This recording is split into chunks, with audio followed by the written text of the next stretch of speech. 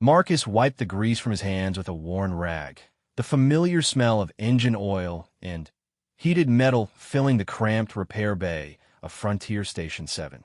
The mining station orbited a dead planet in the outer rim, where humans scraped out a living fixing the equipment that kept civilization running in the void. It wasn't glamorous work, but Marcus had always been good with his hands, and machines made more sense to him than most people. The day had been typical until the soft chime of the station's airlock echoed through the corridors. Marcus barely looked up from the plasma cutter he was rebuilding until he heard footsteps approaching his workshop. Light footsteps, too light for a human in gravity boots. When he finally glanced toward the entrance, his breath caught in his throat. Standing in the doorway was a small figure, no taller than his waist, with large golden eyes that seemed to hold the weight of the universe. Her skin was covered in a fine, silver-gray fur that caught the harsh workshop lighting, and two pointed ears twitched nervously atop her head. She wore a simple, torn jumpsuit that had seen better days, and her small hands clutched a battered datapad. Marcus had heard stories about the Feliner, the cat-like aliens who had made first contact with humanity only 3 years ago. They were supposed to be incredibly advanced, with technology that made human engineering look like stone tools. But this one looked lost, scared, and very, very young. "Hello," Marcus said softly, setting down his tools and crouching to her eye level. "Are you okay, little one?"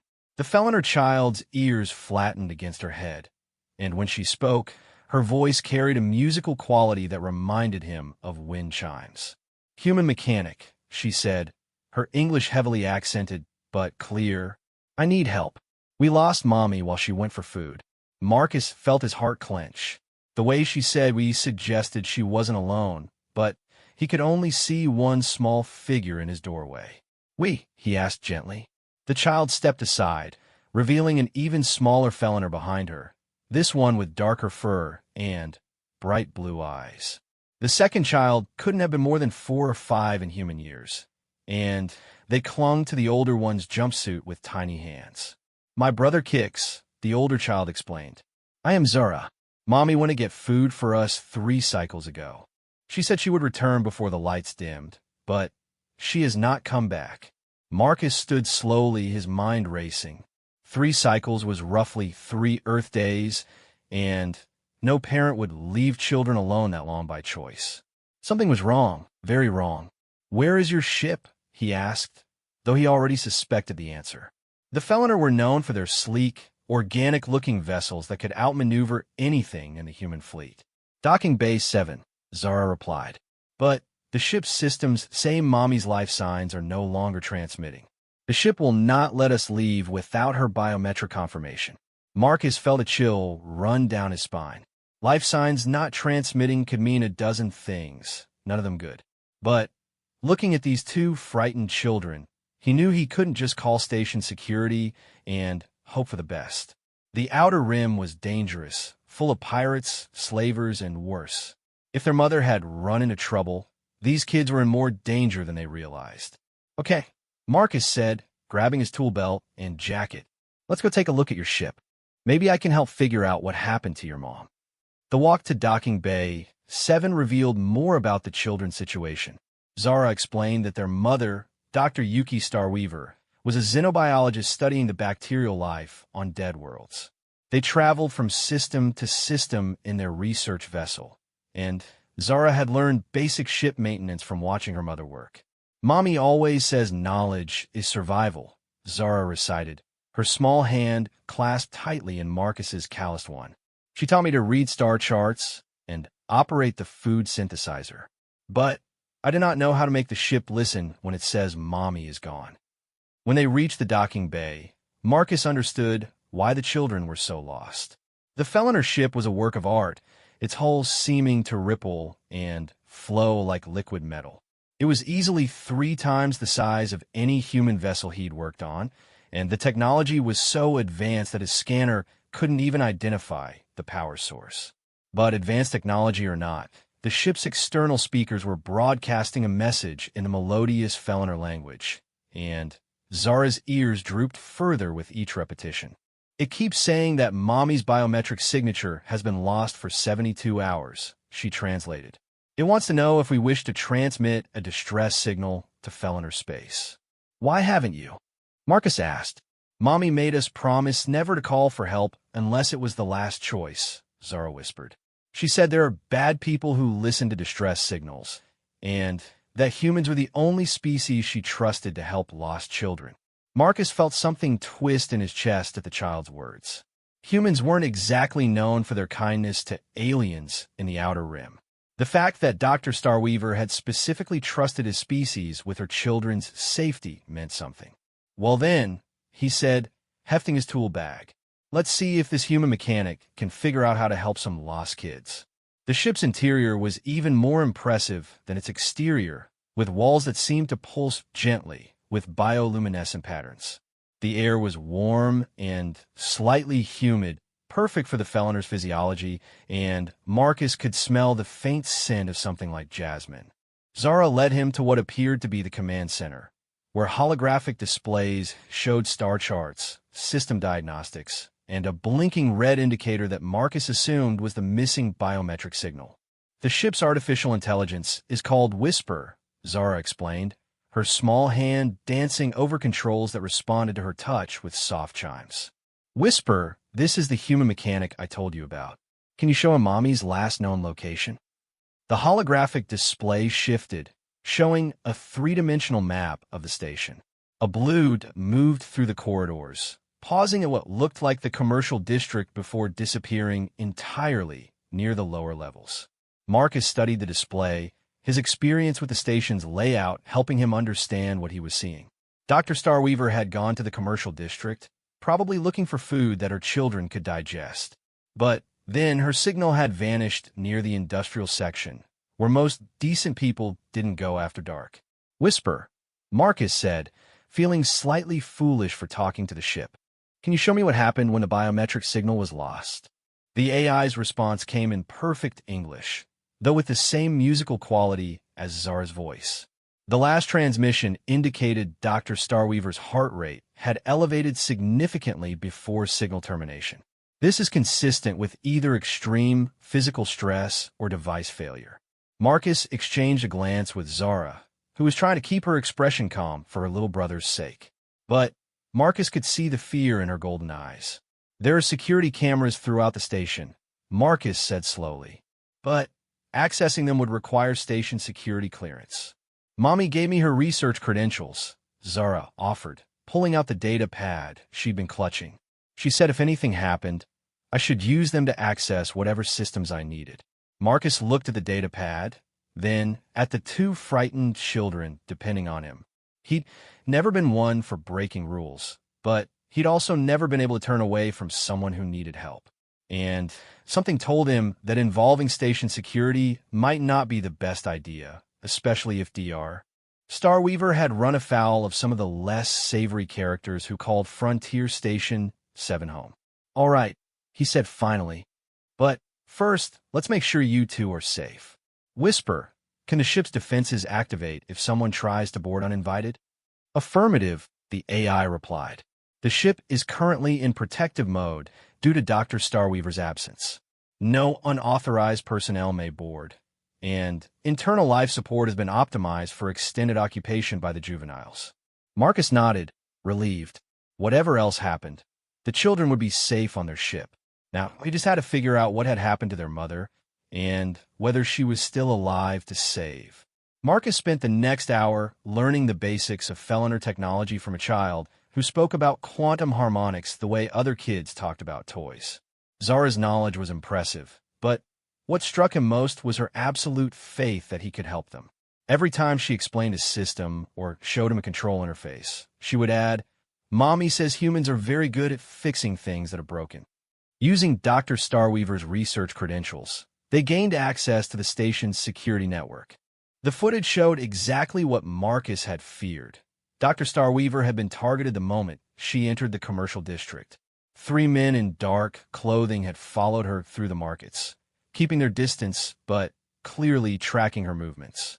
When she'd stopped at a food vendor that specialized in non-human dietary requirements, they closed in. They knew she was alone, Marcus muttered, watching the grainy footage replay. And they knew she had valuable cargo. What kind of cargo? Zara asked, though her voice suggested she already suspected the answer. Marcus hesitated before responding. The Feliner were known throughout human space for their advanced technology, but, more importantly, they were known for their naivety about human nature. Dr. Starweaver wouldn't be the first alien to disappear on Frontier Station 7, and her children wouldn't be the first to be orphaned by human greed. Your ship, little one, and probably whatever research data your mother was carrying. The security footage showed Dr. Starweaver being herded toward the industrial section, but the cameras down there were either broken or deliberately disabled. Marcus recognized the area from his early days on the station, when he'd been desperate enough to consider working for some of the less legitimate operations. I know where they took her, he said finally, but it's not going to be easy to get her back. Zara's ears perked up with hope, while little Kix looked between them with wide blue eyes that didn't fully understand what was happening. There's a salvage operation in the lower levels, Marcus explained. Officially, they buy and sell scrap metal from dead ships. Unophobically, they deal in anything valuable that comes through the station, including people. Then, we must go get Mommy, Zara said with the simple logic of a child. Marcus shook his head. No way. You two are staying here where it's safe. The ship will not let you take it anywhere without our biometric signatures, Zara pointed out. And you do not know how to operate Feliner technology. She was right, and Marcus cursed under his breath.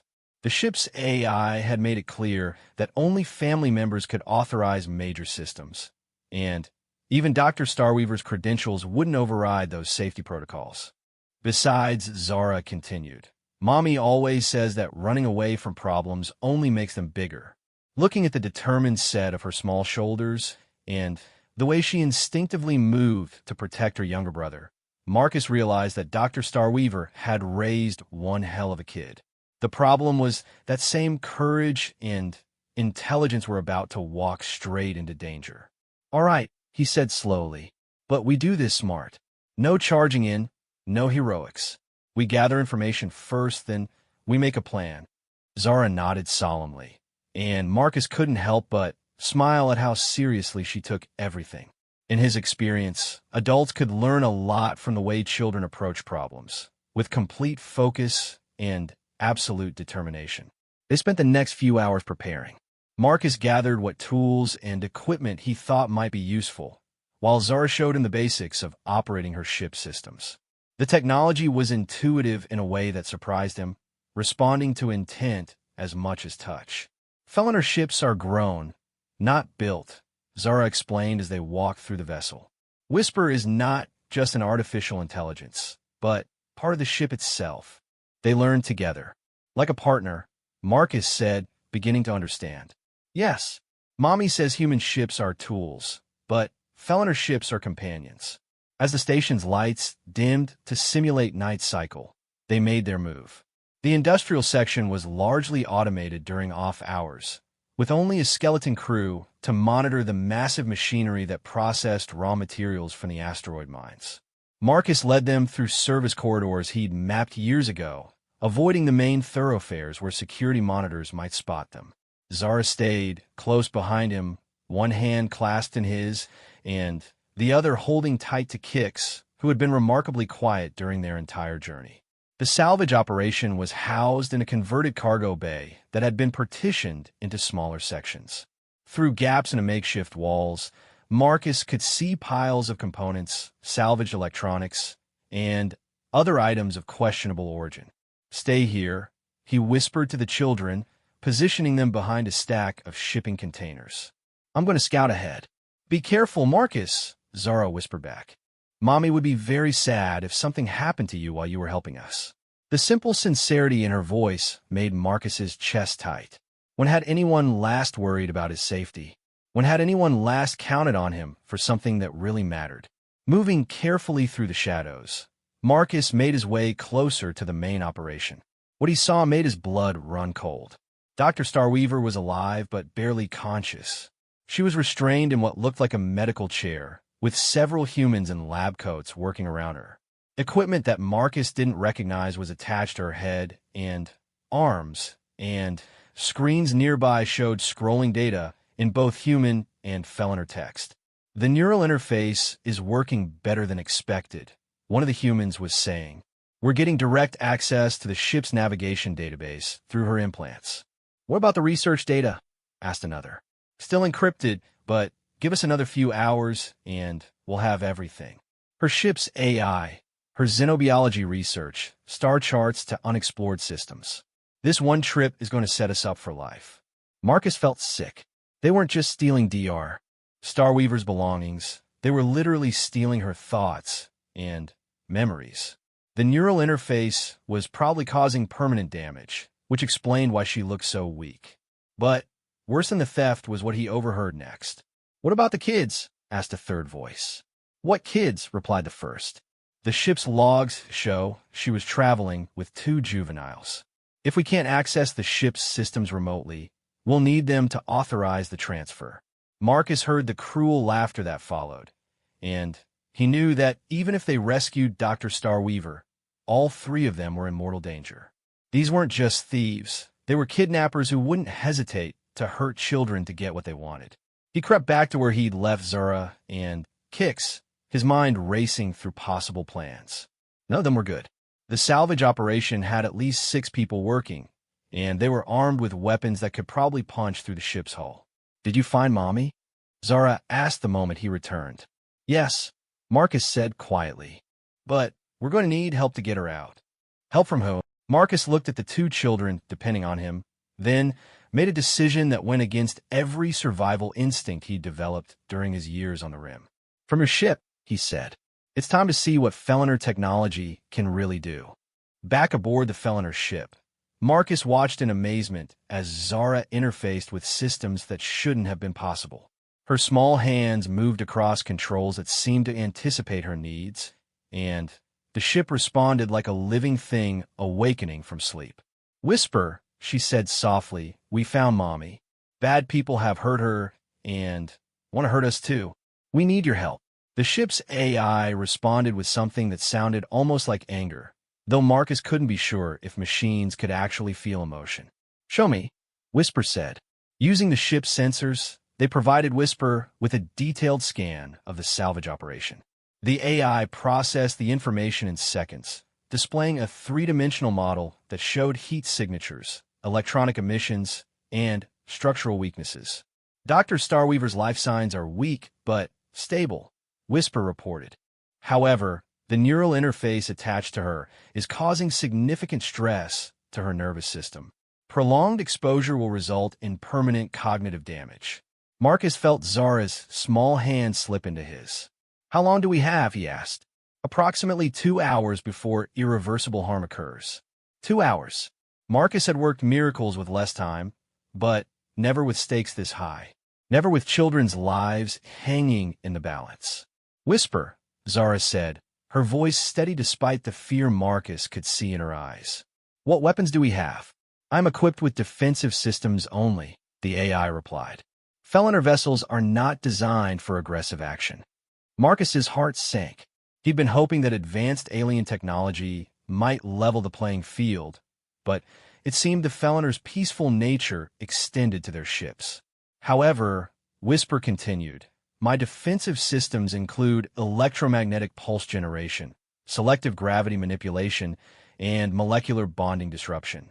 These systems could theoretically be used to disable hostile equipment. A slow smile spread across Marcus's face. Maybe there was hope after all. Can you target specific areas without damaging the surrounding structure? He asked. With precision to within 1 centimeter, Whisper confirmed. Marcus looked at the tactical display, his mechanic's mind already working through possibilities. The salvage operation was powered by a single fusion generator, and their equipment relied on standard electromagnetic frequencies. If Whisper could disrupt those systems while creating a distraction. I need to get inside, Marcus said. Can you create an opening without triggering their security sensors? The molecular bonding disruption field can selectively weaken metal structures, Whisper explained. I could create an entrance through the outer hull that would appear to be normal metal fatigue. Do it, Marcus said then, turned to Zara. But you and Kix are staying here. No, Zara said firmly. Whisper cannot help you rescue Mommy without my authorization. And you do not know how to disconnect the neural interface safely. She was right again, and Marcus was beginning to understand why Dr. Starweaver had trusted her children with advanced technology. Zara might look like a kid, but she had the practical intelligence of someone much older. Fine, he said, but we do exactly what I say when I say it. No arguments, no questions. Deal. Deal, Zara agreed, while Kix nodded solemnly. Whisper began the operation with surgical precision. The ship's sensors guided targeted energy pulses that weakened specific metal joints in the salvage bay's outer wall, creating what looked like normal structural failure. When a section of the wall collapsed, the salvage crew assumed it was just another maintenance problem in the aging station. Marcus led the children through the opening, keeping low and moving carefully through the maze of salvaged equipment. The layout was more complex than he'd realized, with multiple levels connected by makeshift stairs and catwalks. There, Zara whispered, pointing toward the medical area where they could see her mother. Dr. Starweaver looked even worse up close. The neural interface was a mesh of thin wires and monitoring devices that covered most of her head, and her breathing was shallow and labored. But her eyes were open, and when she saw her children, Marcus caught a flash of relief before she forced herself to remain still. 3 guards, Marcus counted, plus 2 technicians working the equipment. Whisper can help, Zara said softly. But we need to be touching Mommy when the pulse hits, or the electromagnetic field might hurt her too. Marcus nodded, understanding. They would need to coordinate perfectly, get to Dr. Starweaver, disconnect her from the neural interface, and signal Whisper to disable the guard's weapons and equipment, all without raising an alarm. Can you remove the interface? He asked Zara. Mommy taught me basic medical procedures, she replied. But I will need both hands free. That meant Marcus would have to handle 5 armed adults while a child performed delicate surgery on her mother. Under any other circumstances, he would have called the plan insane. But looking at Zara's determined expression and remembering Dr. Starweaver's faith in humanity, he knew they had to try. They moved closer, using the stacked salvage as cover. Marcus could hear the guards talking about shift changes and when they could finally move their prize to a more secure location. Time was running out. Now, Marcus whispered. They moved as one. Marcus burst from cover, tackling the nearest guard before the man could draw his weapon. Zara sprinted to her mother's side, her small hands immediately working to disconnect the neural interface. Shouts erupted throughout the bay as the other guards realized they were under attack.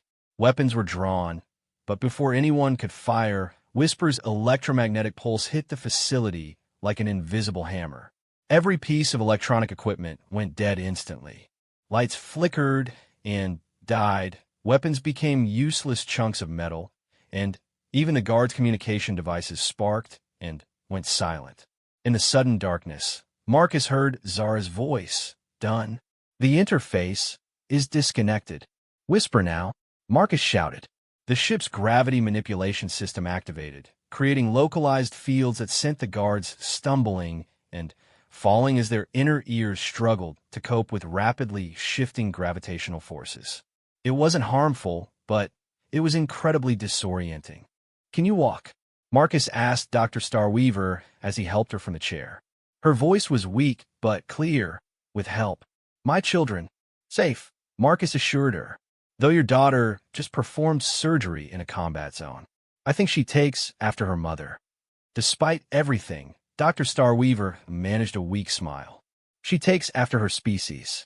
Fel and her children are taught to be resourceful. They made their way back through the darkened facility, supporting Dr. Starweaver between them while Kix stayed close to his sister. Behind them, Marcus could hear the guards beginning to recover, but without their equipment, they were just angry humans stumbling around in the dark. When they reached the ship, Whisper's medical bay immediately began treating Dr. Starweaver's injuries. The neural interface had caused some damage, but nothing that couldn't heal with proper care. Thank you, Dr. Starweaver said to Marcus as the ship prepared for departure. Zara told me how you helped them. I was right to trust your species. Marcus felt something he hadn't experienced in years, pride. Not in what he'd accomplished, but in what he represented. For the first time in his life, he'd lived up to humanity's best potential instead of its worst. What will you do now, he asked. Continue our research, Dr. Starweaver replied, though perhaps we will avoid stations with such colorful reputations. As the ship lifted away from Frontier Station 7, Marcus watched through the viewport as the industrial section grew smaller below them.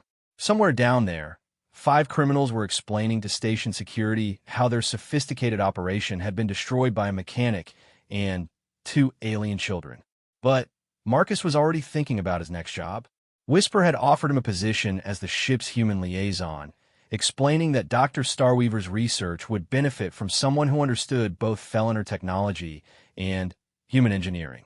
For the first time in years, Marcus looked forward to tomorrow. 3 months later, Marcus stood in the ship's observation deck, watching a binary star system paint the nebula beyond in brilliant shades of orange and gold. The view never got old, and neither did the work. Every day brought new challenges as they explored systems that had never seen intelligent life. Dr. Starweaver had recovered completely from her ordeal, though she'd kept the small scar near her temple where the neural interface had been attached. A reminder, she'd told Marcus, that even peaceful species must sometimes be prepared for violence. The ship itself had become more than just transportation. It had become home. Marcus had learned that Feliner vessels weren't just alive in a metaphorical sense. Whisper was actually a form of biomechanical intelligence, grown from the same organic compounds that made up the ship's hull. Over the months, the AI had developed what could only be called a personality, complete with a dry sense of humor and an protective instinct toward the crew that bordered on parental. Marcus, Zara's voice came from behind him. She'd grown taller in the past few months, though she was still small by human standards. Her English had improved dramatically, and she'd taken to wearing a modified version of his old mechanics coveralls that Whisper had fabricated for her. "What's up, kiddo?" Marcus asked, not turning from the viewport. "Whisper is detecting something strange in the asteroid field ahead," she said. "Mommy wants you to look at it." Marcus followed Zara to the command center, where Dr. Starweaver was studying a holographic display that showed the asteroid field in 3 dimensions. What had caught their attention was a metallic object drifting among the rocks, clearly artificial, but unlike anything in the database. "It's big," Marcus observed. "Maybe 2 kilometers long. And old," Dr. Starweaver added. "Whisper estimates it's been drifting for at least 50,000 years. Any life signs?" "None. But there are faint power readings from several sections. Whatever it is, parts of it are still active." Marcus studied the display, his mechanics instincts engaged. The object's design was elegant but alien, with flowing lines that reminded him of both Feliner and human aesthetics without being exactly either. "Should we investigate?" Dr. Starweaver asked. It was a question she'd learned to ask him over the past months. While she was the mission commander and the scientist, Marcus had become their expert on anything that might be dangerous. His experience with the darker side of space had proven invaluable more than once. "Whisper," Marcus said. "Can you scan for weapons or defensive systems?" "Negative. However, I am detecting what appears to be a distress beacon. It is broadcasting in multiple languages, including primitive human standard and early Feliner dialects." Dr. Starweaver's ears perked up with interest. "A ship that knows both our languages? From 50,000 years ago. Could be a coincidence," Marcus said, though his instincts told him otherwise. Or it could be something else entirely. They approached the derelict carefully, with Whisper running continuous scans for any sign of danger. As they drew closer, the ship's details became clearer. It was definitely ancient, with hull damage that spoke of weapons fire and a long, violent end to whatever journey it had been on. "There," Zara said, pointing to a section of the hull that looked different from the rest. "That looks like a docking port." Marcus squinted at the display. The girl was right. The port was designed in a style that would accommodate multiple ship types, including Feliner vessels. Someone had built this thing to be universal. "All right," Marcus said finally. "But we do this by the book. full environmental suits, portable life support, and we stay in constant contact with Whisper. At the first sign of trouble, we're out of there. The docking process was complicated by the derelict's slow tumble, but Whisper managed to match rotation and establish a seal. The airlock cycled through a dozen different atmospheric combinations before settling on something breathable for both humans and Feliner. Inside, the derelict was a maze of corridors that seemed to shift and change as they moved through them. Emergency lighting flickered to life as they passed, triggered by motion sensors that had somehow survived 50 millennia. "The architecture is fascinating," Dr. Starweaver murmured, running her scanner along the walls. "It's clearly designed by a species with elongated limbs, but there are accommodations for shorter beings as well. Like it was built by committee," Marcus observed.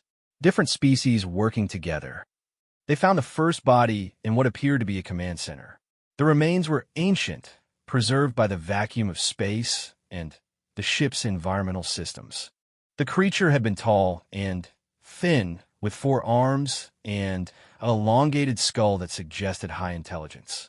But what caught Marcus's attention wasn't the body, but the equipment around it. Control interfaces that looked familiar, data storage systems that reminded him of both human and Feliner technology, and weapons that had clearly been built for multiple species to use. This wasn't just a ship, he realized. It was an embassy, a meeting place. Dr. Starweaver was examining the data cores, her ears twitching with excitement. Whisper might be able to interface with these systems.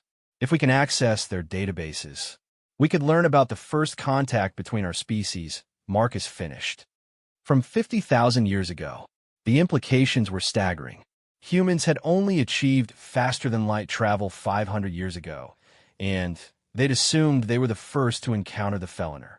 But if this ship was what it appeared to be, their species had met before, long before either civilization had any record of it.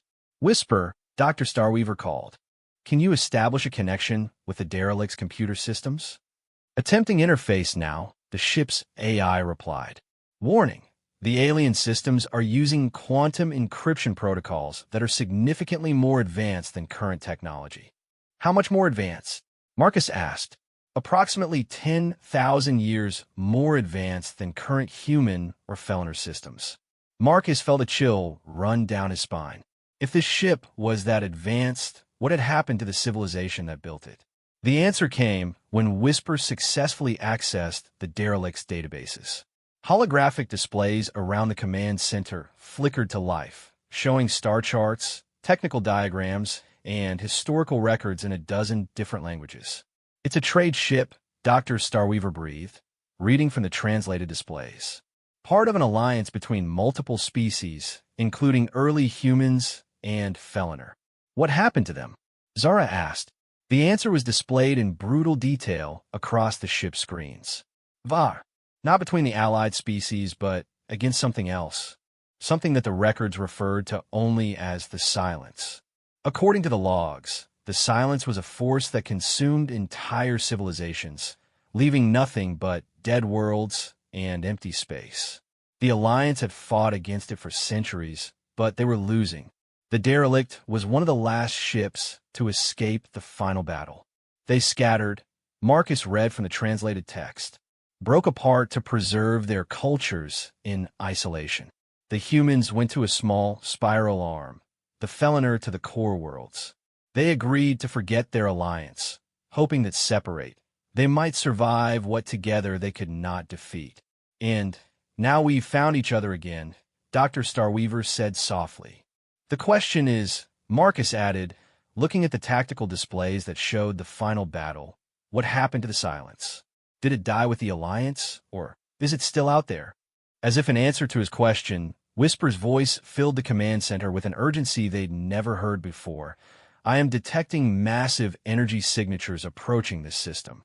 Whatever destroyed this ship 50,000 years ago, it appears to be returning." The energy signatures Whisper detected were unlike anything in their databases. Not the clean fusion drives of modern ships, but something that seemed to bend space itself, creating ripples in the fabric of reality that made the ship's sensors scream warnings. "How long until they arrive?" Marcus asked, his mind already shifting into crisis mode. 12 hours at current approach speed, Whisper replied. However, their velocity is increasing exponentially. Revised estimate, 4 hours. Dr. Starweaver was frantically downloading data from the derelict's computers. There has to be something in these files about how to fight them. Marcus studied the tactical displays from the ancient battle. The Alliance ships had been more advanced than anything currently in space, but they'd still lost. Whatever was coming, conventional weapons wouldn't stop it. "Zara," he called to the girl, who was examining a strange device near the command center. "What is that thing?" "I think it's a communication array," she replied. "But it's designed to broadcast across multiple dimensions, not just normal space." Marcus felt a spark of an idea. "Whisper, can you interface with that device?" "Unknown. The technology is beyond my current understanding." "Then, we need to learn fast," Marcus said. He turned to Dr. Starweaver. "How much of the database have you downloaded?" "Maybe 30%, she replied. "The files are enormous, and some of them are protected by encryption I can't break." "Focus on anything related to communication or weapons," Marcus ordered, "and see if there's any mention of how the Alliance coordinated between species." As the hours passed, a picture began to emerge from the ancient files. The Alliance hadn't been defeated by superior firepower, but by isolation. The silence had somehow cut off communication between the Allied fleets, forcing them to fight as separate units instead of a coordinated force. They won by dividing us, Marcus realized, making each species fight alone. "But we're not alone anymore," Zara pointed out. "Humans and Feliner are together again. Two species against something that defeated dozens," Dr. Starweaver said grimly. "The odds are not in our favor." Marcus looked at the communication device Zara had found. An idea was forming, dangerous and probably impossible, but maybe their only chance. "What if we don't fight them alone?" he said. "What if we use that communication array to contact every human and Feliner ship in space?" "The array has been offline for 50,000 years, Dr. Starweaver pointed out.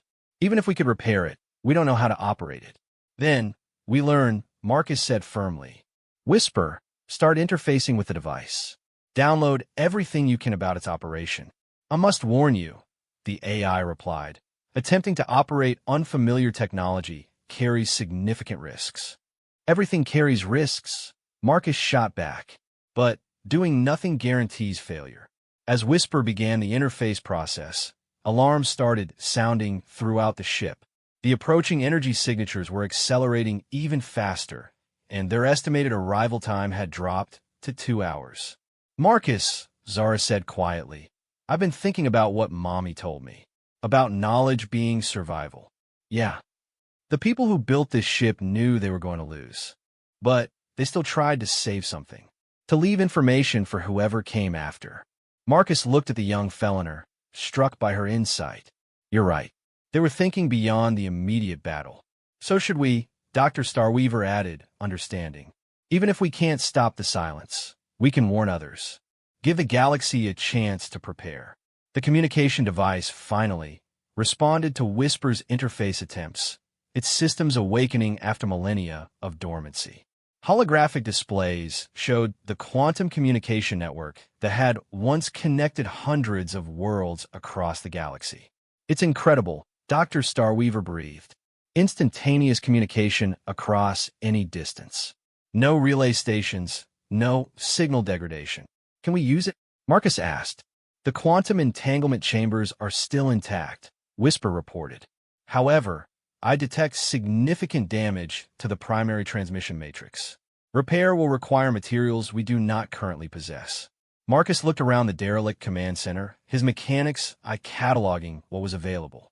"What materials?" "Crystallized quantum matrices from the ship's power core," Whisper replied.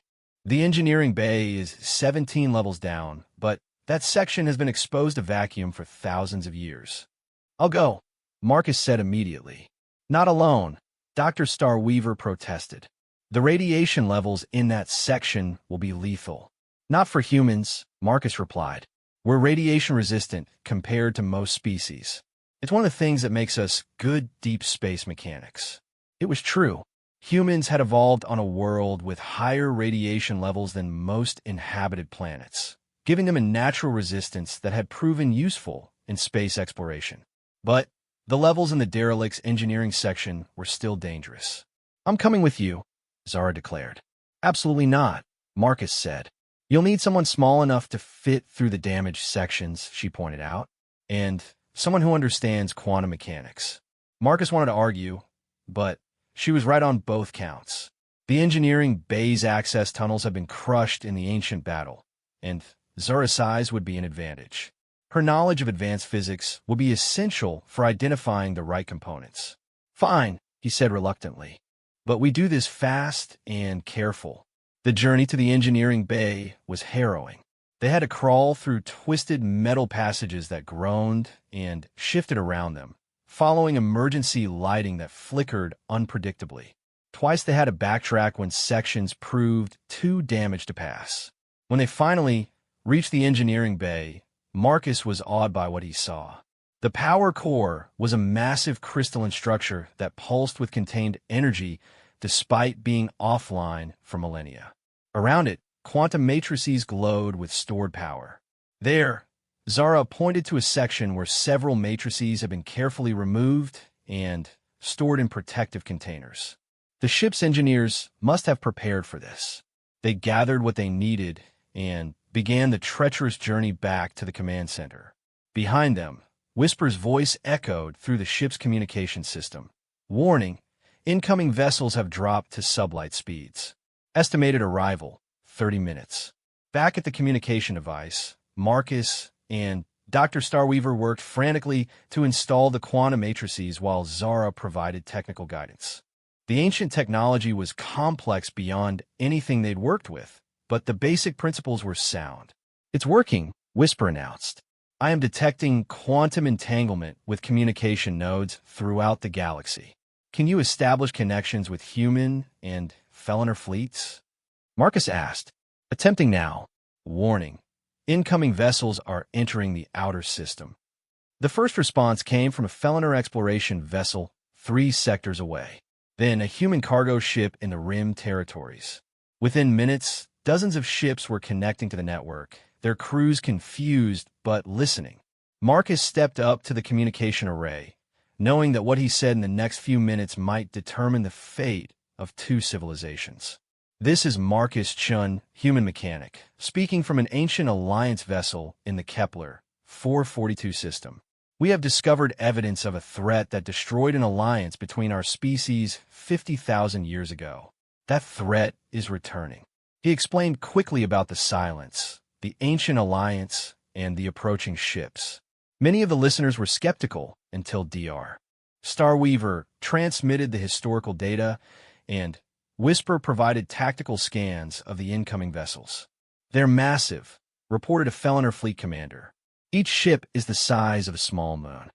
And they're jamming our conventional communications," added a human admiral. "Just like the historical records described." "Then, we fight together," Marcus said firmly. "Human and Feliner, the way our ancestors did. Not as separate species, but as one alliance." The response was immediate. Ships began changing course toward the Kepler 442 system from across the galaxy. Feliner vessels with their advanced technology, human ships with their weapon systems, and mixed crews that were already working together in ways their species hadn't attempted in 50 millennia. "Look," Zara said softly, pointing at the tactical display. The silent ships had arrived at the edge of the system, but they had stopped. For the first time in 50,000 years, they faced not isolated prey, but a unified alliance communicating across space instantaneously. "They're scanning us," Whisper reported, "but they appear uncertain. This is not the pattern they expected." Marcus smiled grimly. "Good. Let's keep them guessing." The battle, when it came, was unlike anything in recorded history. Human and Feliner ships fought as one fleet, their commanders coordinating through the ancient communication network.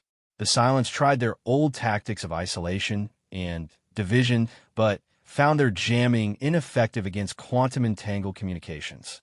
When the first silent ship was destroyed by coordinated fire from a dozen different vessels, Marcus allowed himself to hope. When the second fell to a feliner gravity weapon guided by human tactical computers, he knew they had a chance.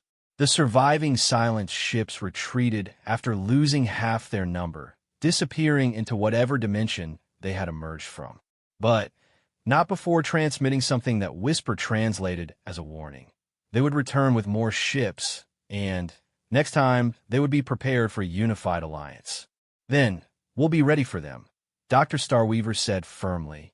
All of us, together.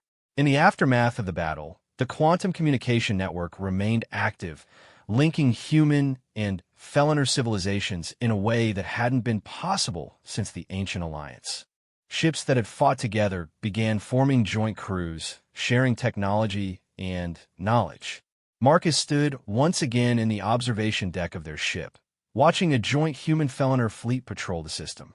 Zara joined him, now wearing a modified uniform that marked her as a full crew member rather than just a passenger. "Mommy says you're going to be our permanent human liaison," she said.